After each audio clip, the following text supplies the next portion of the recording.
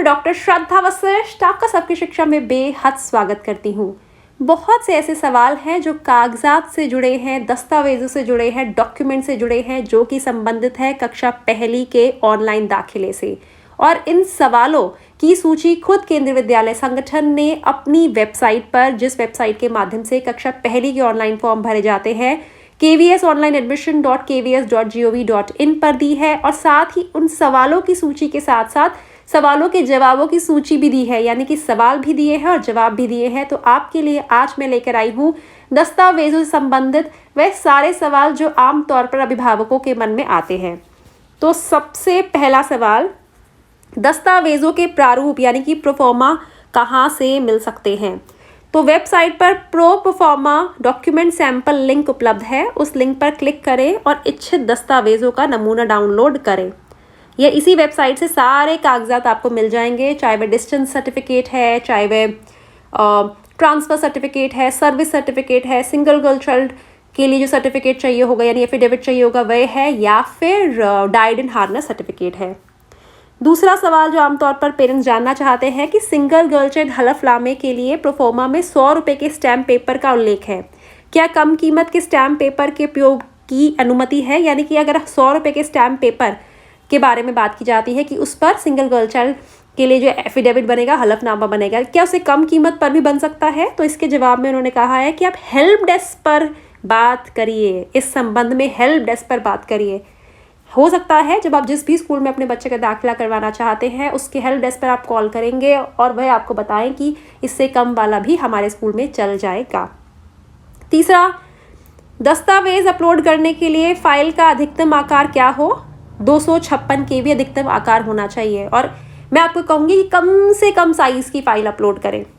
चौथा, क्या बाद में दस्तावेज अपलोड कर सकते हैं? तो इसमें है कि आप फॉर्म को सुरक्षित कर आवेदन जमा करने की तिथि से पहले दस्तावेज अपलोड कर सकते हैं।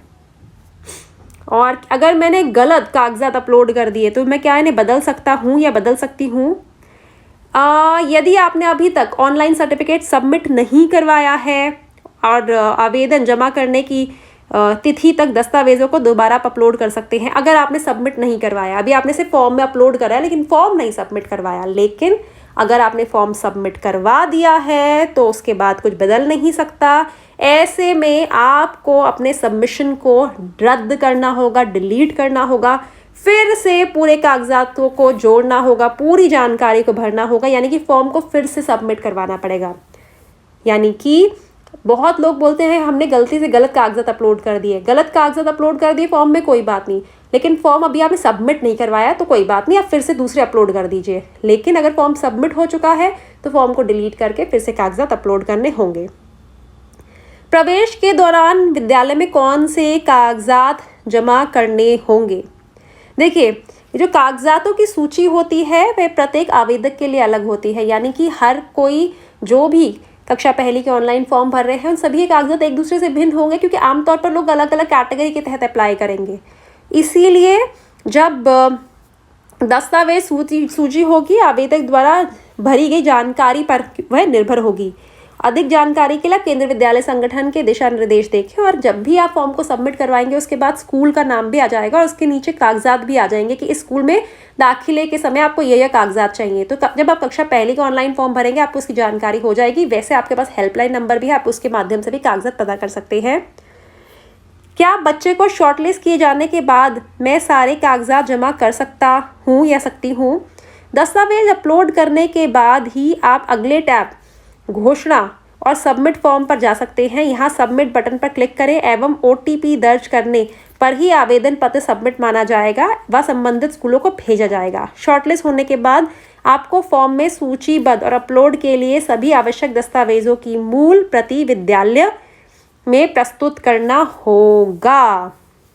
यानी कि जब बच्चा शॉर्टलिस्ट यानी कि बच्चे का नाम लिस्ट में आ गया तो उसके बाद आपको कागजात लेकर स्कूल में जाना होगा, मूल प्रति यानी कि ओरिजिनल डॉक्यूमेंट्स लेकर। तो यह कुछ ऐसे सवाल थे जो पेरेंट्स में कहीं ना कहीं कन्फ्यूजन होते हैं कागजात को लेकर। कक्षा पहली में आमतौर पर दाखिले के लिए जो कागजात चाहिए होते हैं वह होती है बच्चे की बच्चे की पासपोर्ट साइज फोटोग्राफ, 256 KB से कम, बच्चे का बर्थ सर्टिफिकेट, चाहिए होता है, 256 KB से कम। ये दोनों तो अपलोड किए जाते हैं ऑनलाइन फॉर्म में।